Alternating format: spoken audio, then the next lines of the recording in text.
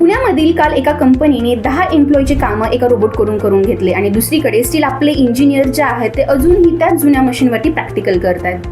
पुण्यामध्ये झालेल्या एका रिसेंट रोबोटिक्स ओपन हाऊस 2026मध्ये एक गोष्ट क्लिअर झाली की महाराष्ट्रामधील फॅक्टरीज अँड कंपनी ज्या आहेत ते रॅपिडली ऑटोमेशनमध्ये शिफ्ट होतात.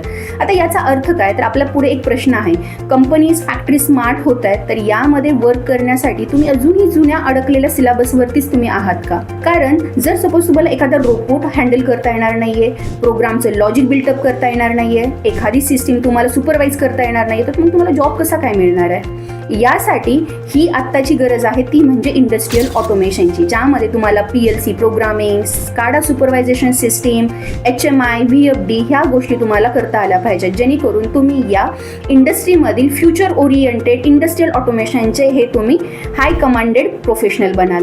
त्यासाठी ABC ट्रेनिंग तुम्हाला पूर्ण हे ऑब्जेक्ट ओरिएंटेड ह्या प्रोग्रामिंगमधनं, पूर्ण सिग्नेचर प्रोग्राममधनं, PLCमध्ये लॉजिक बिल्डिंग कसं करायचं, रिअल टाईम प्रोजेक्ट हे कसे सुपरवाइज करायचे, एखाद्या रोबोटला कसं कंट्रोल करायचं हे तुम्हाला तयार करतं आणि इंडस्ट्रीसाठी तुम्हाला इंडस्ट्री रेडी स्किल्स बनवतं. सो तुम्हाला पण या पुण्यामधील, या महाराष्ट्रामधील ज्या इंडस्ट्रियल कंपनीज आहेत जिथे ऑटोमेशनची रिक्वायरमेंट आहे, तिथे जर तुम्हाला वर्क करायचं आहे, आपलं करिअर सेटल करायचं आहे, तर त्यासाठी तुम्हाला ABC ट्रेनिंग हा प्रॉपर करिअर रोडमॅप देऊ शकतो, ज्यामध्ये तुम्ही इंडस्ट्रियल ऑटोमेशनमध्ये एक स्किल प्रोफेशनल बनू शकता. So if you are interested, कमेंटमध्ये ऑटोमेशन टाईप करा, त्यावेळेला मी तुम्हाला एक प्रॉपर करिअर पाथ प्रोव्हाइड करेन.